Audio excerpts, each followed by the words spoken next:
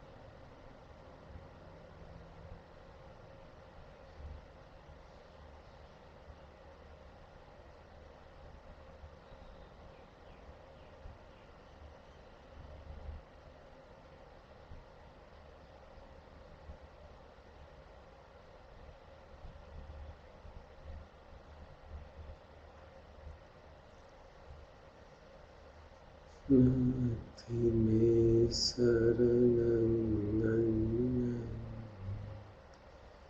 बुद्धो मे शरणं वरम् एतेन सच्चवाञ्चेन भवतु मे जयमङ्गलम्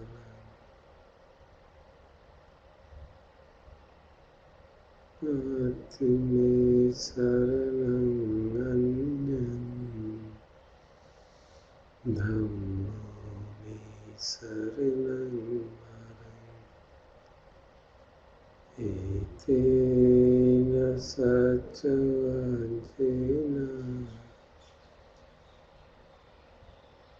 भवतु ते जयमङ्गलम् नास्ति मे शरणं अन्यं सङ्घो मे शरणं वरम् एतेन सच्चवाञ्चेन भवतु सर्वमङ्गलम्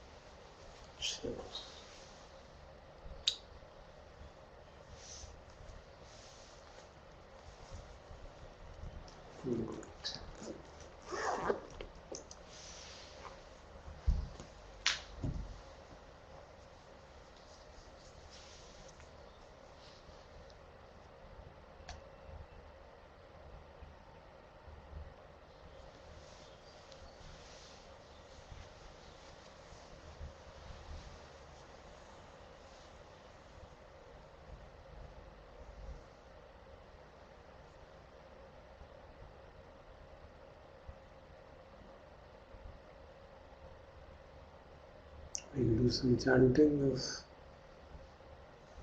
Sutta and then start our discussions.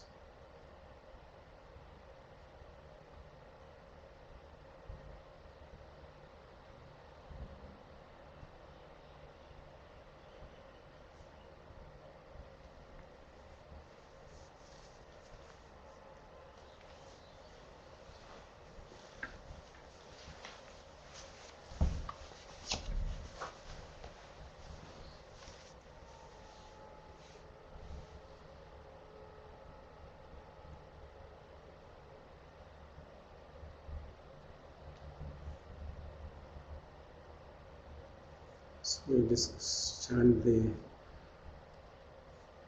Metta Sutta. It's also called Karaniya Metta Sutta. So the background is known. We discussed it. The monks go to a forest and then they are disturbing the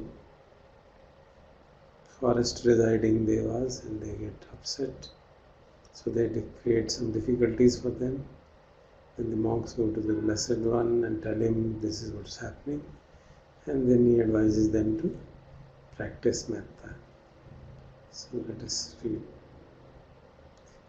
and chant it together. We open it. Karaniya matta kusalena yantam santam padam abhisamicca Sakko ujuca suhujuca suvacuca samuduvanatimani. अब इसका translation आप पढ़ दीजिए. He who is skillful in seeking what is good, who wishes to attain that tranquil state of Nibbana, let him be able and upright and conscientious, and of soft speech, gentle, not proud. Santusakocha subharocha appakicchocha salahukka भवति सत्तेन्द्रियो च NEEPCO च अपगम्भो कुलेशवननुविद्धो. Contented, easily supported with few duties, whose wants are easily met, with senses calmed and wise, not arrogant, not greedily to families. न च खुदमाचरे किञ्चि येन विन्यो परे उपवदेयम् सुखिनो वा खेमिनो हुन्तु सर्वसत्ता भवन्तु सुखितात्ता. He should not do anything for which others who are wise might censure him. May all beings be happy and secure. May they all be happy-minded. ये केचिपानभूतार्थी तसावा धावरावनवशेषा दीर्घा वा ये वा महन्ता मध्यमा रसका अनुकातुला. Whatever living beings there are, either feeble or strong, all either long or great, middle-sized, short, small or large, दिट्ठा वा ये वा दिट्ठा ये वा दूरे वसन्ति अविदूरे भूता वा सम्भवेसि वा सर्वसत्ता भवन्तु सुखितत्ता. either seen or which are not seen, and which live far or near, either born or seeking birth, may all creatures be happy-minded. न परो परं निकुम्भेथ नातिमन्येथ कथचिन्न Kanchi भयारोसना पटिगसंज्ञा नान्यमन्यस्य दुःखमिच्छेय. Let no one deceive another. Let him not despise another in any place. Let him not, out of anger or resentment, wish harm to another. माता यथा नियं पुत्रं आयुषा एकपुत्रम् अनुरक्षे एवंपि सर्वभूतेषु मानसं भावये अपरिमाणम्.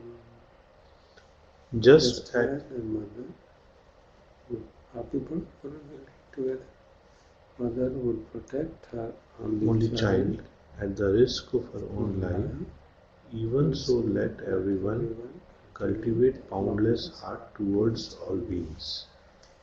नित्यं च सर्वलोकस्मि मानसं भावये अपरिमाणम् उद्धं अधो च तिर्यं च असंबाधं अविरसमपत्तम्. And let his thoughts of boundless love pervade the whole world, above and below and across, unobstructed, without hatred, without enmity. तिष्ठं चरं निसिन्नो वा शयानो यावतः सवितमिद्धो एतं सतिं अदिष्ठेय ब्रह्मम् एतं विहारम् इदमाहु. Standing, walking or sitting or lying, as long as awake, he should develop this mindfulness. This, they say, is the best living here. दिट्ठिं च अनुपगम्मा शीलवादस्सनेन सम्पन्नो कामेषु विनयभेदं न हि जातु गम्भस्येय पुनरेति. not falling in wrong views, being virtuous, endowed with insight, having discarded attachment to sense desires, will never again go to mother's womb.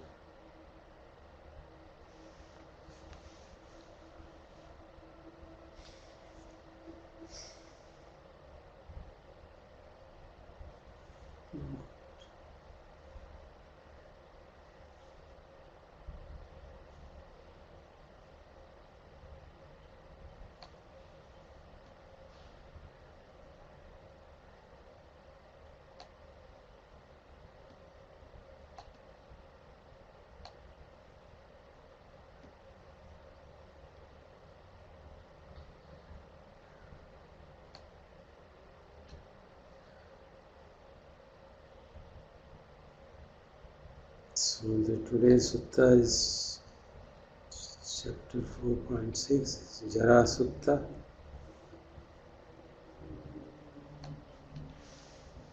The story is very interesting. The Buddha once was staying in Savatthi, and he decided to go around and see the neighboring towns, and he eventually arrives at a place called Saketa, and where he meets a Brahmin banker and his wife. And he knows that they have been his father and mother for 500 repeated rebirths in past. So the husband and wife, as soon as they see him, they recognize and tell him, "Oh, my son, where have you been?" So they offer their food to him, and actually they ask him to stay with them for some time, but he says that's not possible. Then they say, "Okay, you should come here every day." And then he says, "Yes, I'll come every day." So he comes throughout his stay in Saketa every day. He goes to visit his past parents in the past lives, and then gives a Dhamma talk there. So the result of it is that both the Brahmin and the lady become stream enterers in the very first day. And by the time he finishes that stay, they are all arhants. And they have attained Parinibbana also, they pass away also. Buddha then goes to the funeral of those people. And this Sutta, he teaches Dhamma to the people who have come about to do the cremation of those old men and women. So he talks about the shortness of life, how the life is short and how we get old so quickly.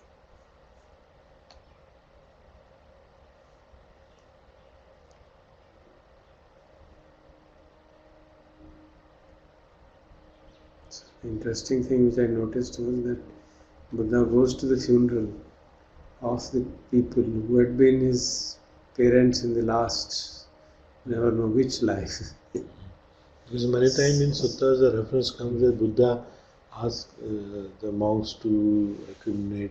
Yeah, that has been, rules. And here it is that he himself goes and attends the funeral. Because he recognizes their debt as their parents in the past lives. Appam vata jivitam nidam orang vasa sattapi miyati yochepi aticca jivati atthakhoso jarasapi miyati. Appam vata jivitam idam. This life is very short, alpa. Orang vasa satam miyati. Within 101 years, one dies. Yochepi aticca jivati, and if he lives beyond 100 years also, atakhoso jarasam pimeyati, and then he dies because of old age. Sochanti jana mamayate nahi santi nicca pariggaha vinna bhava santameva idam iti visva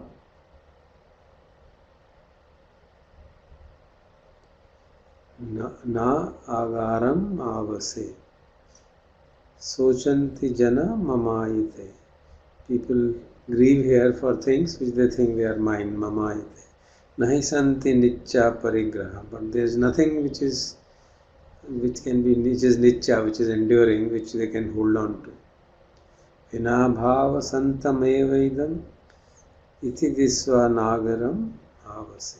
So comprehending that this situation of separation, the wise people don't live in a house, means they become homeless. Iti disva, having seen this, na agaram avase, they do not stay in a home. Maranainappi tam pahiyati yam puriso mama idanti manyati etampi viditva pandito na mama attaya na metha namamako. Maranepi tam pahiyati, it is left behind at death. What? Yam puriso mama idanti manyati, whatever man thinks this is mine, that is left behind at death.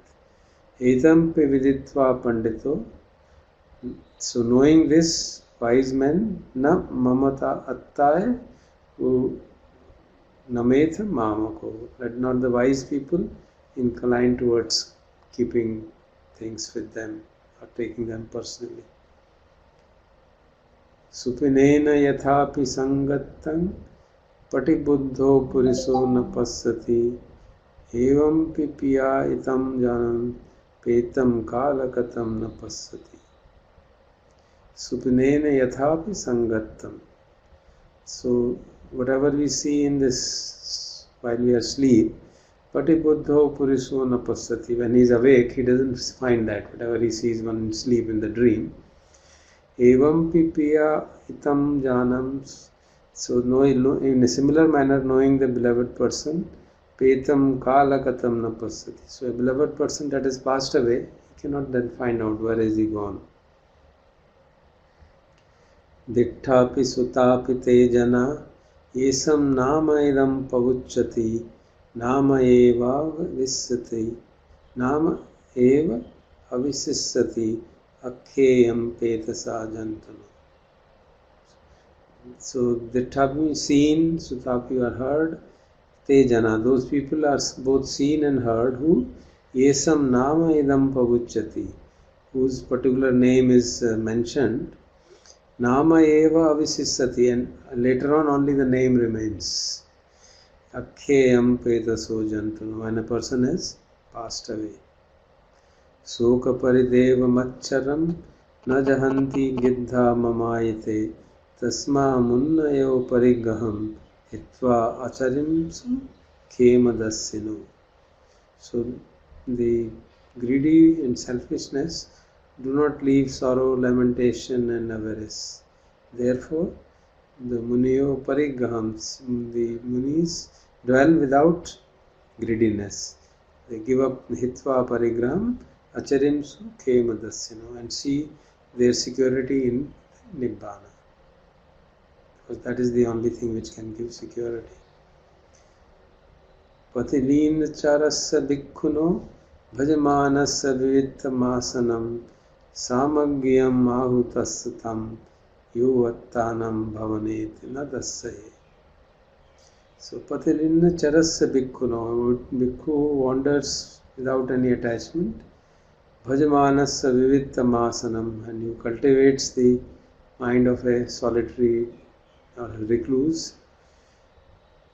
Samagyam ahutasatam yuvattanam bhavane nadasaye.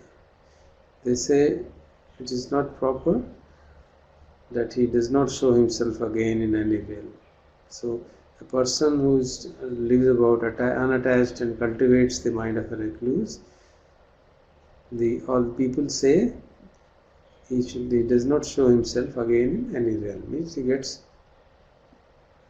no rebirth. Yeah, he is no rebirth. Sabbatha muni anisrito napiyam kubbati nopi appiyam tasmim parideva macharam panye vari yathana limpati. Sabbatha muni anisrito. The muni is independent of everything.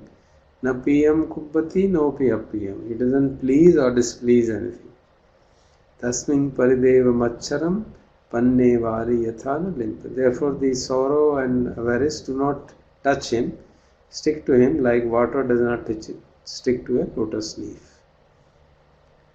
Udubindu yathapi pokhare पदुमे वारी यथा न लिम्पति एवं मुनि नोपलिम्पति यदिदं दिट्ठा सुतं मुते सव. Just as a drop of water does not stick to a lotus, and lotus does not stick to water, similarly, evam muni nopalim. So the muni does not cling to anything. Yadidam dittam sutam mutesava. Whatever he is seeing or hearing, he doesn't cling to anything or even thinking. Dhono nahi tena manyati yadidam dittam sutam mutesava. Nannena visuddhim ichchati nahi so rajjati no virajjati. So dhono means who has been purified one. Nahi tena manyati. He doesn't think much of yadidam dittha sutam. Whatever is seen, heard or thought of, he doesn't give much importance to that. Nannena visuddhim ichchati. He doesn't wish ichchani of purification through other means. Nahi so rajjati no virajjati. So because he has neither passion nor dispassion. Jarasutam chattatam. So that's the 8 verses of Jarasutam.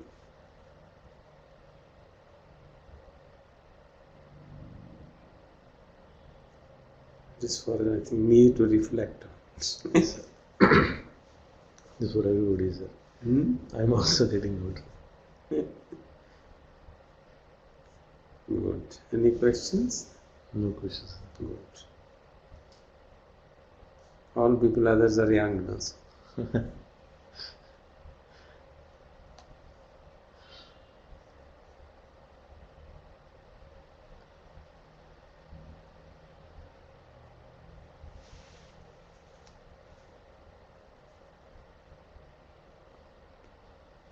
So we had left the Upanishad Pachayo. We discussed 2 parts and third we have to see. So we'll start from there. So Silesh, is a question that is rebirth in the proximity of who you know is some of your past lives?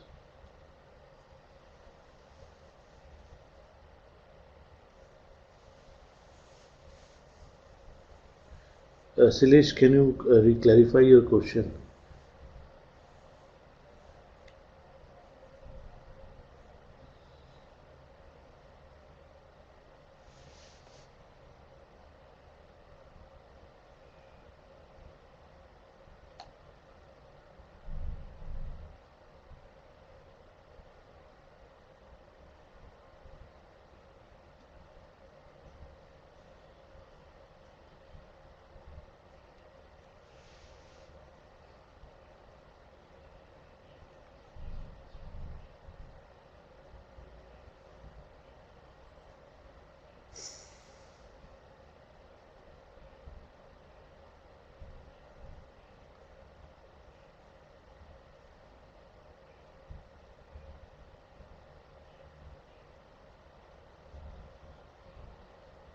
So your question is reference to Buddha. So there was this reference that Buddha goes and meets his parents of past life again and again. But Silesh couldn't get your question.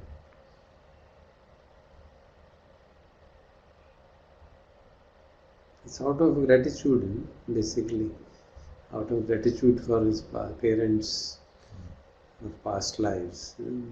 Because he has repeatedly pointed it out that there's also been references that that Buddha says that this person helped me in past life, and then he will go there and give Dhamma to him. give Dhamma. So that is his way of paying the debt.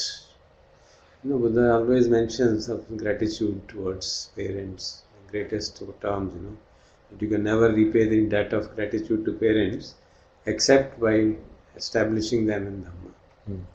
So he's showing that quality. Even though the parents in past lives, he is able to recall, and then he goes and teaches them. So as it came in the reference in the Sutta that the past life parents were born and then Buddha was born as a Siddhartha. So does it happen together? It, that for a bodhisattva, people who have been parents of bodhisattva, it is generally said that all those people who have been related to bodhisattva during his perfection of paramis, they would have the privilege of coming in contact with him when he becomes enlightened.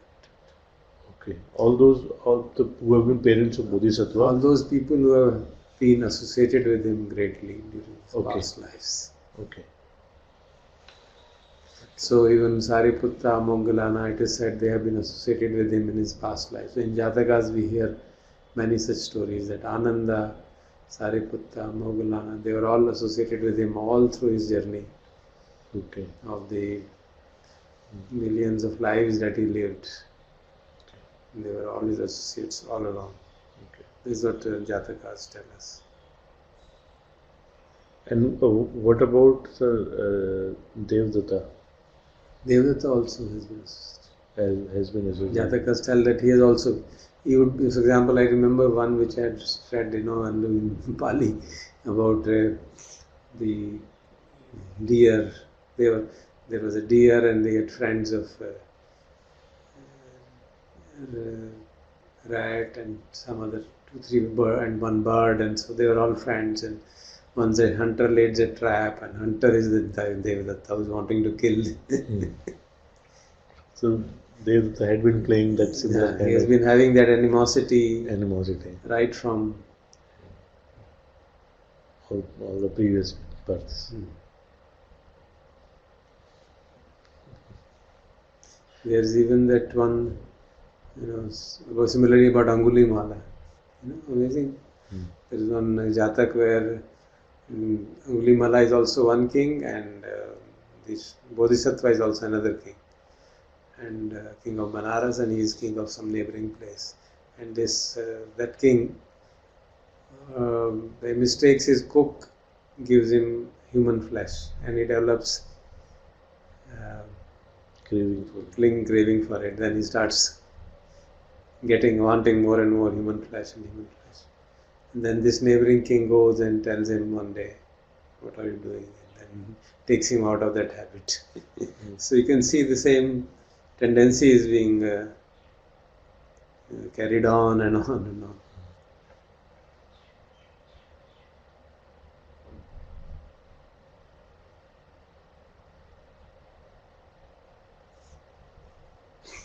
Is that okay? Did it answer his question? Yes, sir. They're typing something, so we can read.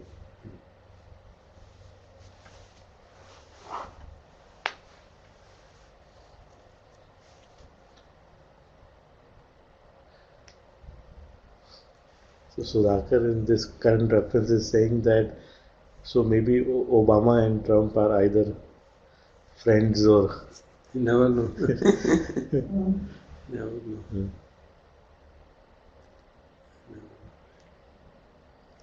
There are, of course, many instances of people getting reborn in the close proximity because of attachment. One can understand. And so Silesh has this comment that in reference to, I think, Sariputta and Moggallana, you mentioned that sounds like there is a correlation to one's own purity. It is said that when Buddha took the Bodhisattva vow, these people also took the vow that we'll be associated with him, and they also, for millions of eons, they also perfected their paramis to be able to become the chief support students and disciples of the Buddha. So there are statements, so how many eons Bodhisattva has to perfect his paramis, how many eons chief disciples, how many eons attendants, and so on. So there are certain differences in number of paramis with perfections were to be achieved. Basically, in case of Buddha, it is much larger. Much larger. In case of others, it is comparatively small. But still, it is a huge number. That 10 raised to power something, 50 or whatever you can call it. Those things are, incalculable numbers. And the Sudhakar is saying that Ajat-Satru and Bhimsara is this also a story of setting their past dues. Yeah, there must be sure.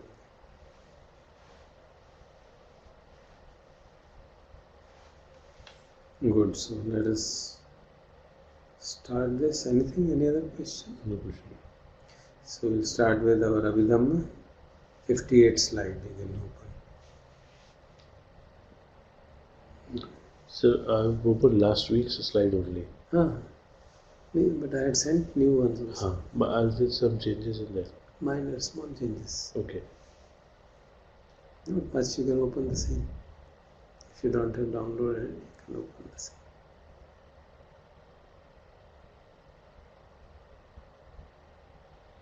This decisive support. So we had in fact read a part of it, so I'll quickly go through that again. Upanishaya Pachayo Purima Kusala Dhamma Pachimanang Kusalanang Dhammanang Upanishaya Pachayena Pachayo.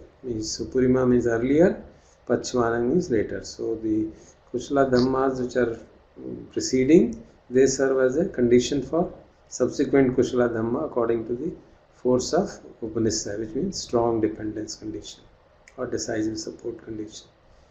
Similarly, Purima Kusala Dhamma Pachimanang Akusalanang Dhammanang Kesanchi Upanishad Pachena.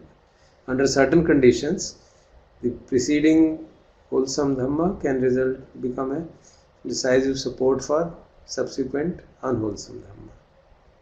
Purima Kusala Dhamma Pachimanang Abhyagatanang Dhammanang Upanishad Pachayena Pachayo. So sometimes the preceding Kusala Dhamma can become this decisive support for subsequent and indeterminate karma. So that we had seen how from wholesome to wholesome is quite obvious. We do a wholesome activity, create a wholesome mental state, that will give rise to further wholesome states. But in some cases, we may do a wholesome action and then take it personally and create complications, and that may result in unwholesome, that we had discussed last time. Then Purima Kusala Dhamma Pachimanang Kusalanang Dhammanang Upanishad Pachena Pachayo. So then I had pointed out this in 59, the details are given. When we are generous, we may become proud of it and look down upon those who are not as generous. The same kind of conceit can happen when we keep the moral precepts. So even things like generosity and morality may eventually become a condition for unwholesome state. We can achieve jhanas. For example, Devadatta achieved jhanas, and those jhanas became a condition for his unwholesome activities. And we can get trapped in tranquility in practicing Vipassana, and then again we can't get out of that trap. Then about Akusala Dhamma, Purima Akusala Dhamma, Pachimanang Akusalanang Dhammanang Upanishad Pachena Pachayo. So again same thing. Unwholesome Dhammas can later be decisive support for unwholesome. So if you have greed and selfishness and anger, they will naturally give rise to same kind of things again and again. But he also points out that Purima Kusala Dhamma Pachimanang Kusalanang Dhammanang Kesanchi Upanishad Pachena. Under certain conditions, it can also give rise to wholesome states, because regret may happen about our past deeds and regret about an evil action, and it can encourage us to do wholesome action. And Emperor Ashoka is a great example of that. Purima Kusala Dhamma Pachimanam Abhyagatanang Dhammanam Upanishad. So it can of course also lead to indeterminate states, which happens in mental states. When we see those various 17 mind movements which we have discussed. Then we have Purima Abhyakata Dhamma Pachimanang Abhyakatanang Dhammanang Upanishad Pachena Pacho. Vyakata means indeterminate things, which are neutral. For example, Vipak Chittas arise. Vipak Chitta will arise in terms of what we see, what we hear, what we touch, and those may subsequently give rise to pleasant state, unpleasant, unwholesome states, wholesome states, or neutral states, depending on how we respond to them. Then we had Utu Bhojanam Api, Upanishad Pachena Pache. Utu means weather, Bhojanam means food. So food and weather can also lead to wholesome or unwholesome states. We know that very well. Puggalopi, Upanishad Pachena Pache. So the kind of person we associate, that person can also lead to wholesome or unwholesome mental states. Senasanampi, the kind of dwelling we have, kind of bedding we have, Upanishad Pachena. So these are some of the material entities which can also lead to wholesome or unwholesome mental states. So depending on these various categories, the various details which you read, the commentators have divided them into three sub-conditions which we had discussed briefly. One was the object decisive condition, which is Arambana Upanishad Pacho, which we have already discussed, and another is Anantara Upanishad Pacho, or contingency decisive support conditions. So then the third is Pakat Upanishad Pacho, or natural decisive support condition. Now what is Arambana Upanishad? Where the dominant object acts as the main basis. So we have already studied Adhipati Pacho. So there, because object can be very dominant and it can act as a decisive support for that. Besides being Adhipati, it can also be decisive support. Similarly, Anantar means preceding Chitta acts as the basis of succeeding Chitta, which we have seen, and this can happen also in the case of decisive support also. They can also give decisive support to them. This Pakat Upanishad is more versatile. It is something which happens naturally. So unlike above cases, the Pakat Upanishad will pervade not just immediate state but future remote states also. So, for example, the examples are given. The Buddha, the Dhamma and the Sangha have been decisive support for successive generations. Their teachings have been supporting us even today. That is in much later. So similarly, the fruits which we will reap in the future are decisive support for the conditions done in the present life. We want to say and do the stream entry. Now that is a future expectation, and that is becoming a support for us to practice today, and a very strong support, and we want to practice very strongly. So this is also a case of decisive support. But in more general terms, whatever action which we are doing today, and if they lead to results in future, that also will come. It is not just that. It is even in the opposite direction, which seems very strange. Because what action we are doing today is strongly supported by our expectation of future. That we will achieve, we will get a promotion in job, or we will get admission in JEE. We will pass that. How much people have put an effort because of that future mental state to achieve, future objective to achieve.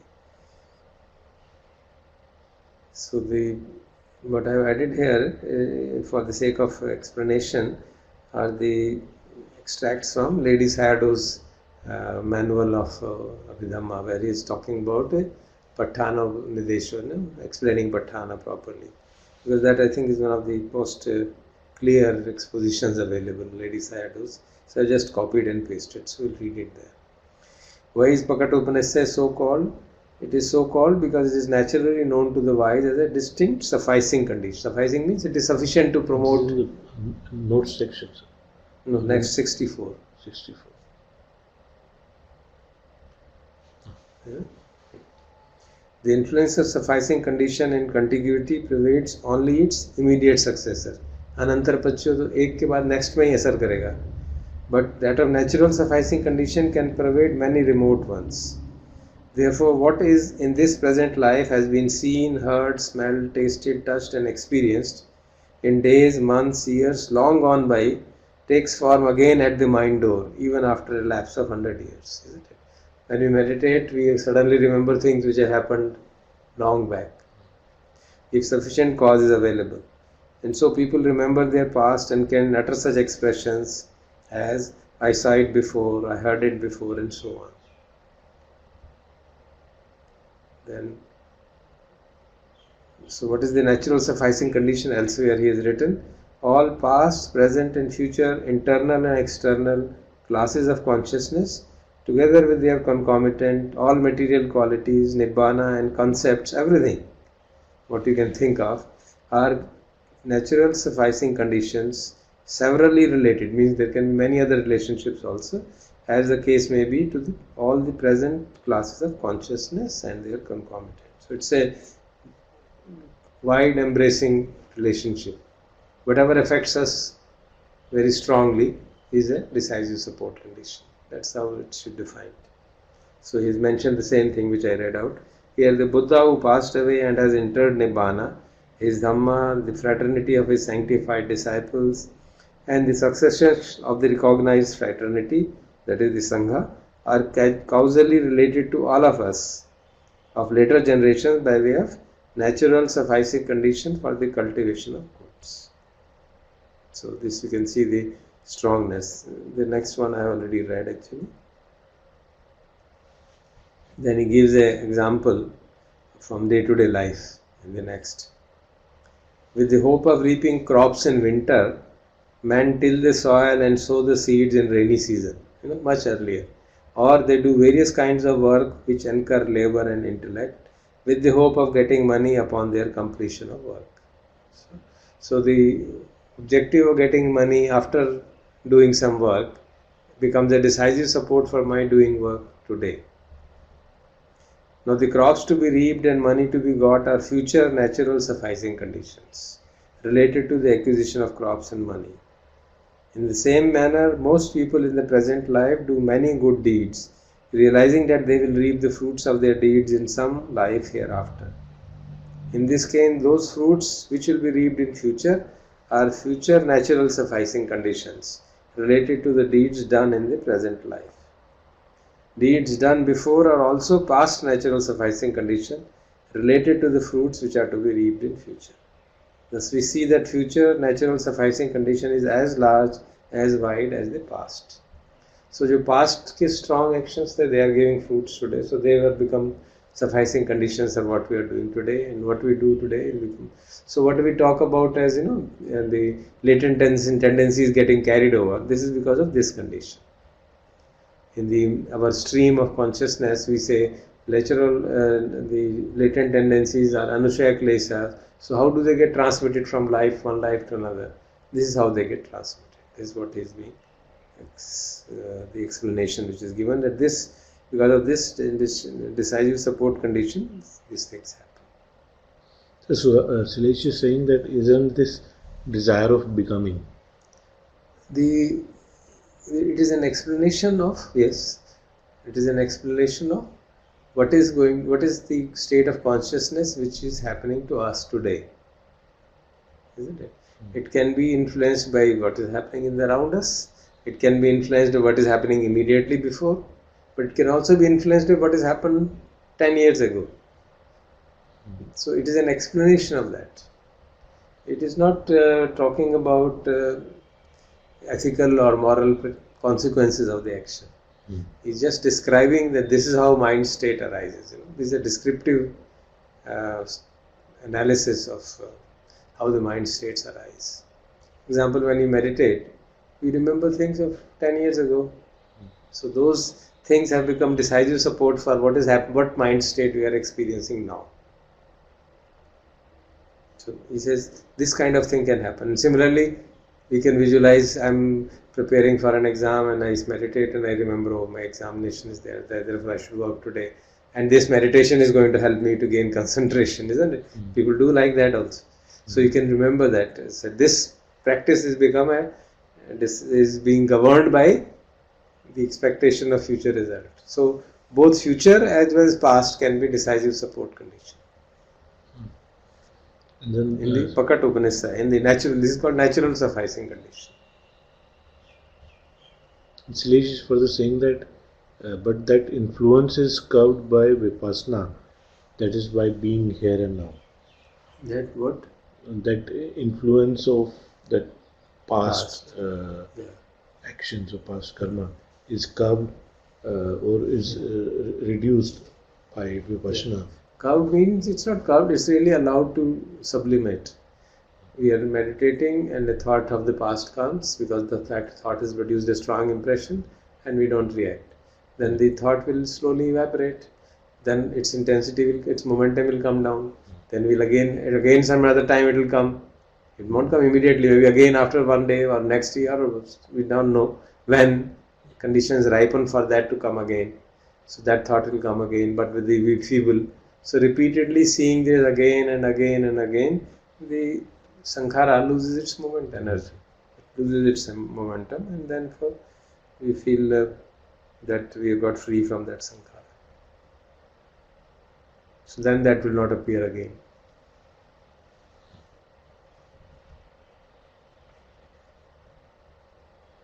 Okay. So we go to the next condition. Pure jata pachya. Pure jat means which arises before. Pure means before, jat means born. So pre-nascence it has been translated as. So things which are born before are a condition for what happens now. Mental states which arise now. Chakhayatanam, chakhu vinyana dhatuyat ansampayutta kanancha dhammanam pure jata pachayena pachayo. Sotayatanam, sotu vinyana dhatuyat ansampayutta kanam dhammanam pure jata pachayena pachayo. Similarly, ghanayatanam, jivayatanam, kayatanam. So all of them. So it's mentioning that all these ayatana means, chakhu ayatana means the eye base. Sota ayatana means the hearing base, that is the ear, the eye. That is related to the chakhu vinyana dhatu, that is arising of the seeing by purejat and the associated mental states by purejat. Means the eye base has to be present before eye consciousness can arise, which is quite obvious. Similarly, ear base has to be present, body has to be present, nose base has to be present. So the eye base serves as a condition for eye consciousness element and its associated mental states by the force of this purejata pachaya. Then we have rupayatanam chakhu vinyana dhatuya tansampayutta kanancha dhammanam purejata pachayena pachaya. So not only are the eye base but also the rupa. The object has to be there before the eye consciousness can arise. And we see there has to be eye, there has to be an object, and they have to be present before the consciousness can arise. So that is said to be purejata pachya. So this is the relationship of being present before. So these are the purejata pachya examples. Then in the next one, रूपायतनं सद्दायतनं गंधायतनं रसायतनं पोटब्बायतनं मनोधातुयातन संपयुक्त कानंच धम्मान पुरे जात पच्चेन पच्चयो. So all these rupa, saddha, gandha, all those external objects of the various senses, they also act as they have to be present before they can interact. The impact can be on the manodhatu, that is the impact of the eye consciousness, because we know eye consciousness will ultimately impact on the mind, then only the things will be seen. So the impact on the manodhatu is also being pointed out, that they also act as pre-present or pre-nascent entities for the arising of manodhatu.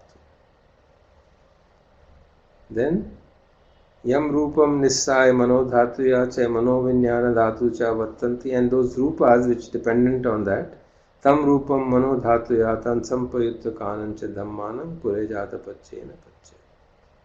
So the physical matter also, dependent on which the mind states arise, that also is acts as condition for that mind elements and associated mental states by the force of this purejata pachya. So it is also a condition for manodhatu as well as manovinyana dhatu. So for manovinyana dhatu means mind consciousness element, and manodhatu, you remember those Sampiti, Charana, Chitta and others which follow immediately the Vijnana Dhatu, which we had studied in those 17 mind moments. And they also happen at the time of death and the relinking. Whenever the death occurs, then the next consciousness arises. So it has to be present, then only the next consciousness will arise. Then Mano Vijnana Dhatu Yatan Sampayutta Kanancha Dhammanam Kinchi Kale Pure Jata Pachena Pachyo Kinchi Kale Na Pure Jata Pachyo. So under certain conditions, Mano Vijnana Dhatu and the associated Tam Sampayutta Kanancha Dhammanam and the associated Chetsikas, under certain conditions they are Pure Jata, under certain conditions they are not Pure Jata. One is it? So when the mind state arises directly on the basis of thinking, then they arise together, then they are sahajat. When the mind's consciousness arises because of these objects which we have seen, then those objects have to be present first and then they will be seen by the mind. Because eventually it will be the mind which will recognize the objects. Chakku Vijnana will only see something. So then Chakku Vijnana goes to the Sampati Charana Chitta and then the investigating consciousness and then the jhavanas. So there the actual cognition will take, and then it will go to the mind. All those things will go to the mind. So the mind will actually, so the Manovinyan Dhatu can, if it is referring to the objects, then objects will have to be present before. If it is referring to thoughts, then thoughts and Manovinyan Dhatu will arise simultaneously, like any other consciousness arises simultaneously with its objects. So that is the point being made here. Because when we see something, the object and the consciousness arise together. So the mental factors arise together with that. Mental factors and the consciousness arise together. So the same thing is being pointed out, that under certain conditions, the mental factors and the consciousness will arise together. Under certain conditions, they will arise later.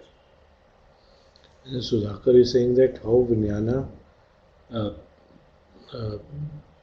Pachya Nama.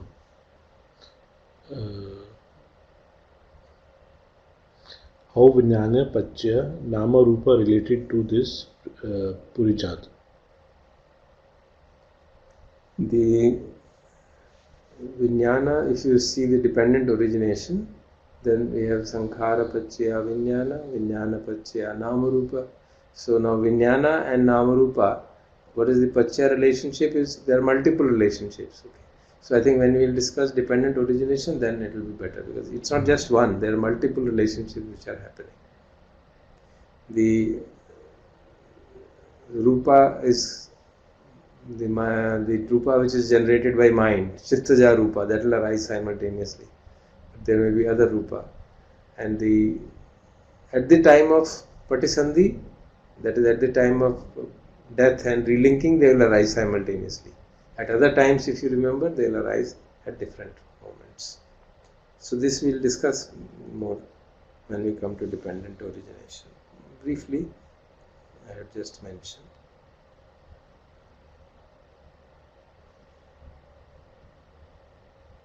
Any other? Is it clear? This is really good. Then we have Pachayata Pachyo, which means post-nascent, which arises later. So how can something which arises later influence us now? Sounds funny, no? So see that. Pachajata chitta chetsika dhamma pure jata semasya kayasya pachajata pachyena pachya. So the Pachajata chitta chetsika dhamma, those chitta and chetsika dhammas which arise later, pure jata semasya kayasya pachajata pachyena pachya. They affect the preceding body, serve as a condition for preceding body by the force of post-nascence conditions. Now what does it mean? Subsequent consciousness is serving as a condition for preceding body. Now it is basically because the mental states and the body states, there is a difference in the time period. The Rupa are last 17 mind movements, and 17 mind movements have happened. So the Rupa which arises earlier and later arising Nama Dhamma, we condition they already arise in Rupa Dhamma, because Rupa is going to last 17 moments, and the mind movement which arises after the arising of Rupa can influence it because of the Chittaja Rupa, because of the mind born. So you can have a person and he gets angry, and then it affects his body. While to begin with, the anger has arisen later. You see, in the mind moment state, of course, we can't distinguish so fastly because it is arising in a very, very rapid rate. So, the subsequent Nama Dhamma, that is subsequent mental states, say there is a Rupa which arises, and just after one mind moment, the anger arises. Now, the anger which has arisen later will influence this Rupa, which has arisen earlier. So, even if anger arises 10 mind moments later, because Rupa is going to stay for 17 mind moments, so that Rupa will be influenced. So, that is the case which is mentioned.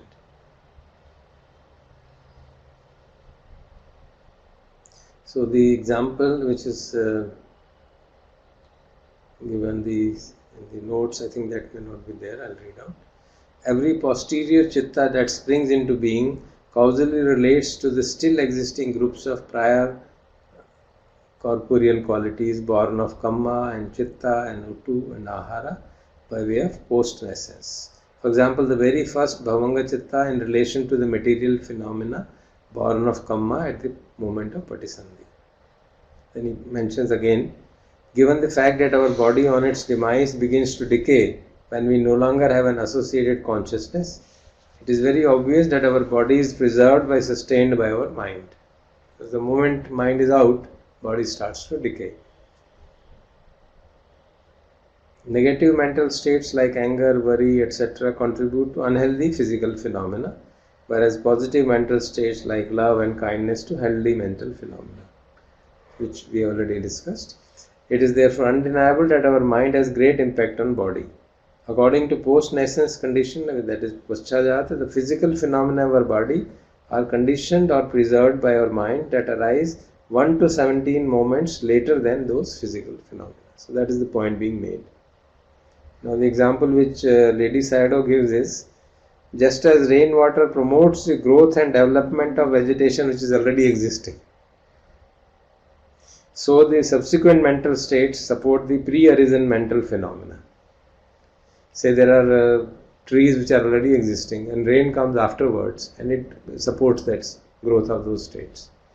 So the same thing is being quoted, and this is the example Lady Sayadaw has given. It says similarly, the subsequently arisen mental states support the pre-arisen material phenomena, so that they continue to produce the same kind of material phenomena in succession. So it's a bit of a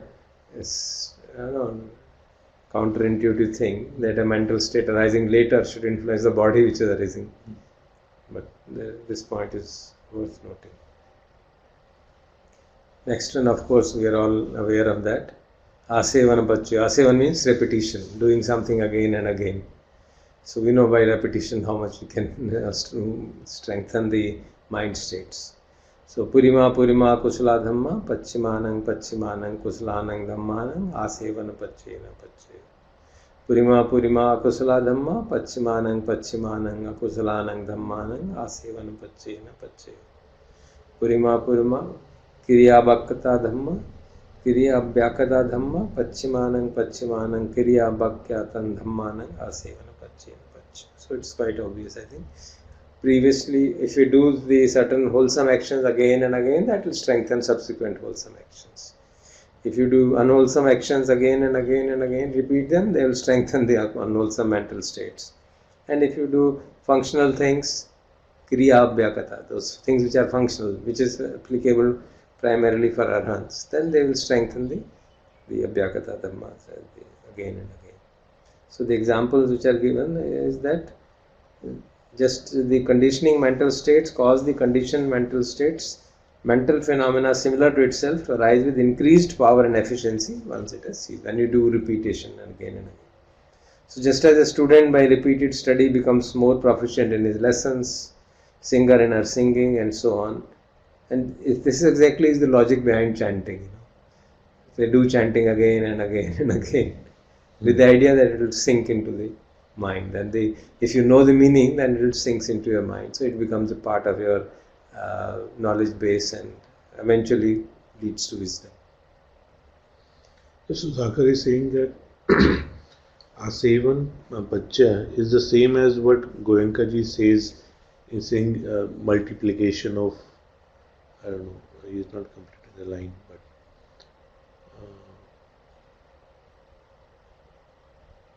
Sudhakar, you want to complete the sentence?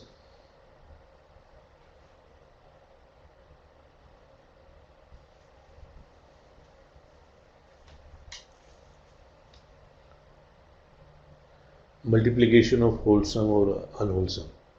What Asevan is mentioning is by repetition of that.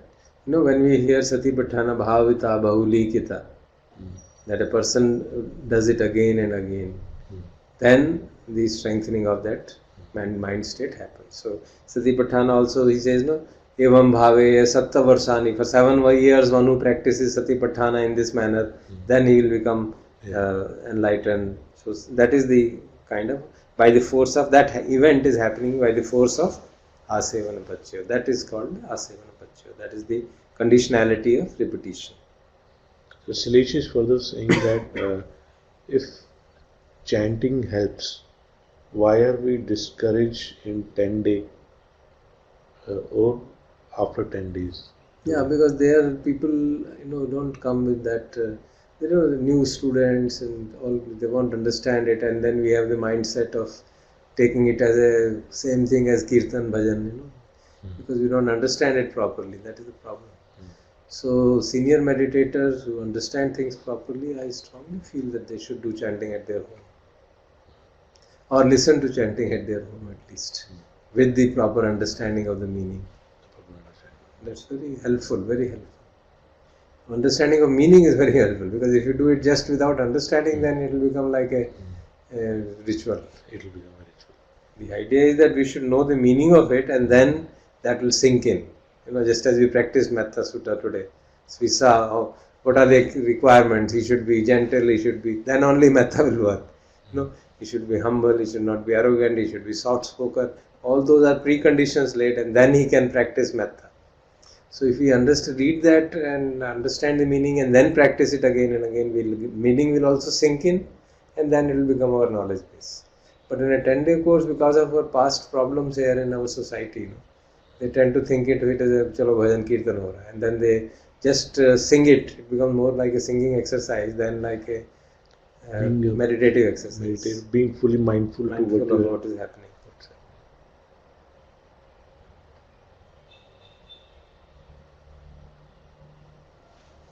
So the next one, we have just written down all these points which I have spoken, so we can read. Repetition condition, the Asevana Pachya pertains only to Nama, that is to Javana Chittas, because there the repetition is happening. If you remember, 7 mental states of Javana happen one after the other, so they strengthen each other. Arising in the process of Chittas, Javana Chittas can be Kushla, Akushla, or in case of Arhans, they can be Kriya Chittas. With regard to Chittas of the sense sphere, Kamavachara Chittas, there are the 7 javanas, which you already discussed when we talked of process chittas, and they are all of the same jati. Once, if the first javana will be akushala, then it will keep on becoming strengthened and strengthened. So this is how the conditioning of this occurs and strengthens the mind states. Good. Next is Kamma Pachya. So I think we'll stop here, because we have covered a good spectrum today. If there are any questions on what we have done, we can take them.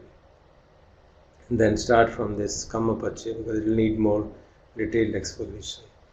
Kamma being very important. So we'll discuss it next time. So Sudhakar is saying that Goenkaji does ask children in children courses to chant with him, Sabka Mangal, Sabka Mangal. Yeah, that's true.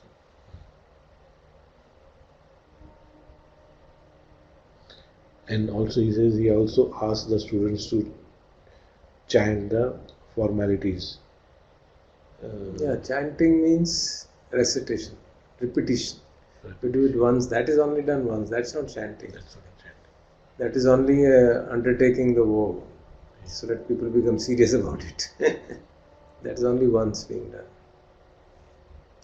So Asevan means you are repeating it again and again and again and again. not just saying it once.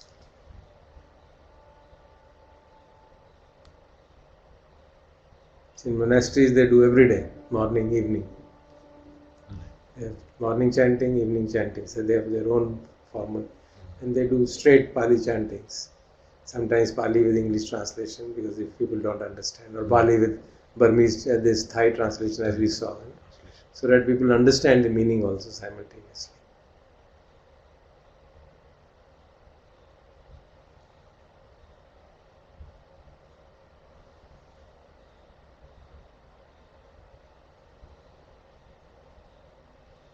Any more questions or comments? Yeah. And Sudhakar is just mentioning that without these chantings, there would not be Tipitaka. Yeah. Because through the chanting traditions, Yes, that's true. These have been It is preserved. only through oral recitation that the whole thing has been preserved. Whole thing has been preserved. That's So very long. true.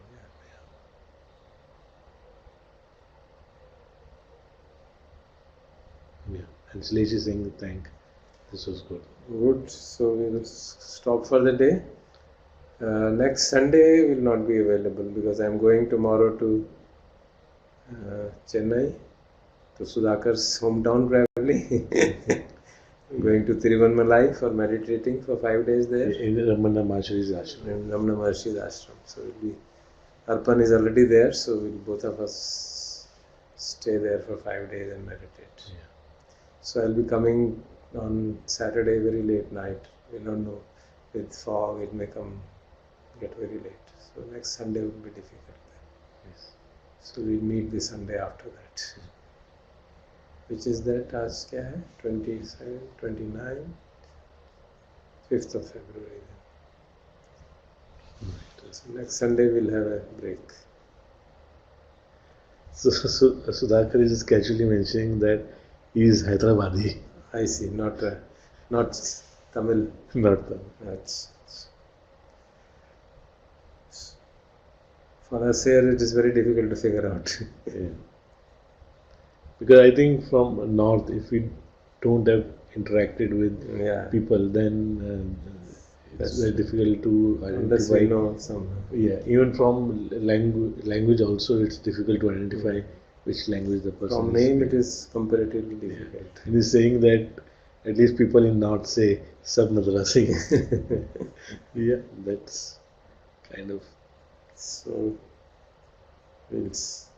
I had a long churning desire to go to Ramana Maharshi's ashram. So after 68 years it has manifested. You have not gone in?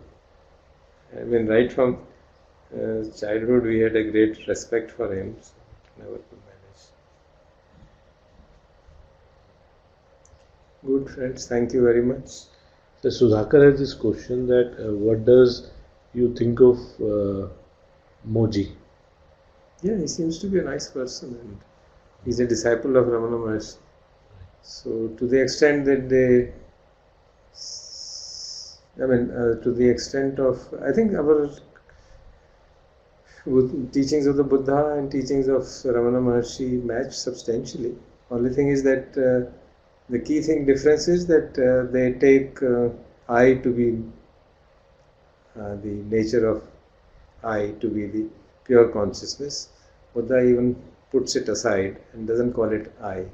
So what the Advaita tradition says, who am I? So they say, I am that pure Chidananda Rupa Shivoham Shivoham, that's it. So if you put it aside, that I am that's why in our discussion say, if you say there is that, then that is absolutely in congruence with the Buddha teaching. So Buddha even leaves aside that I notion from pure consciousness. He does mention about that Anidasana Vijnana and others, which is a bit, people have different opinions. So the teachings of Buddha, the key thing which has interested us right from beginning, me especially, is this issue of I am not the body, the mind, the intellect and so on, which is the basis of inquiry, which is exactly what Anatta Lakkhana Sutta teaches us. So if you can get established in that, that's a great then you are entering the stream. So if you follow the Buddha's path of 10 fetters, the notion of I completely vanishing is for Arahant. But even up to Anagami, that they say this smell of I remains, but he doesn't identify I with the body-mind complex, but he has a feeling that there is some I. So the Ramana Maharshi and Muji and all that, I mean, he's from the same tradition, Ramana Maharshi and Punjaji and Muji and others. They all follow that, they all believe that the teachings of the Buddha are exactly the same. They actually believe they are exactly the same. Muji, of course, specifically mentions in his discourses many times. So when he pays respects, he pays to Ramana Maharshi as well as to Buddha. So they seem to be nice people. I'm not personally, I have listened to his discourses, many of them, they are quite good. Quite good. He's coming to Haridwar in February, March, so maybe. Yeah, I think that's what. I might go there for a few days. Sudhakar is also mentioning that he is coming to Rishikesh for 1 month. Satsang. Might go there for a day or so. See.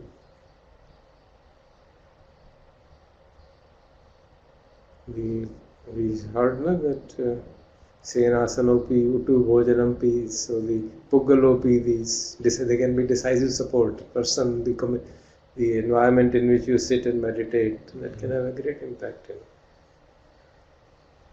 So it's good to go to places like where Ramana Maharshi has stayed all of his life and sanctified that place. So I look forward to going there.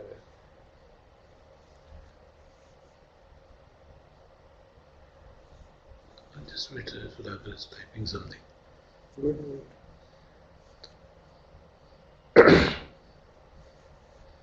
He's saying, thanks sir, wish the complete enlightenment at Arunachala. Thank you very much. Thank you very much. Thanks Sudhakar. So, any more questions before we close? Silesh is saying, Metta to all. Thank you very much. Thank you.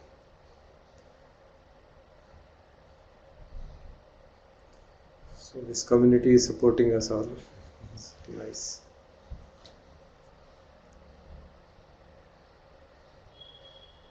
So by joining together, we support each other, is it? Yes, sir.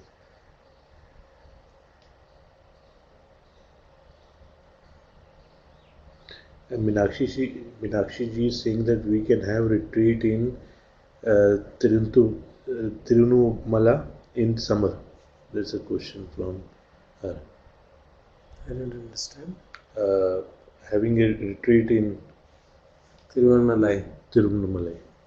I don't. If somebody wants to join in this time, you are welcome. But in summer, we never know what's going to happen. I'm told this is a good place, weather for going to that place. I was told that November to March is a good weather there. November to March, yeah. And it's a matter of chance that Arpan is there, and in fact, he said, "Why don't you join?" I said, "Okay, we'll also join." It happens like that, serendipity. Arpan is the one who happened to be there. So I think he is the one who first went to Thailand and said that he spent a week there at Nanachat, and then everything opened. So he's kind of showing us the path. And so Sudhakar is saying that how do we repay your debt? Oh, come on. I also have to repay it. Maybe we'll someday get together. And he says that this doubt arises in mind again and again. We are far apart, yet we feel so close, though we never met in person. That's fine. That's fine. Yeah. Someday we'll meet. Yeah. And Silesh is also saying that I agree. 100% feel connected. Good. Because the connections are at the mind level, and the mind does not really. The If you study the Buddha's teachings on Anidassana Vijnana, on unmanifest consciousness, which is pervading the cosmos, we are all ripples in that unmanifested consciousness. Like, the analogy I take it is of an electromagnetic field. It's all present everywhere, and different instruments catch it and present it. So it's all Buddha's parmi, which is present everywhere, and we are benefiting from that. Okay, thanks Silesh, thanks Agar, thanks everybody. We'll meet next week. Thank you. Have a good day.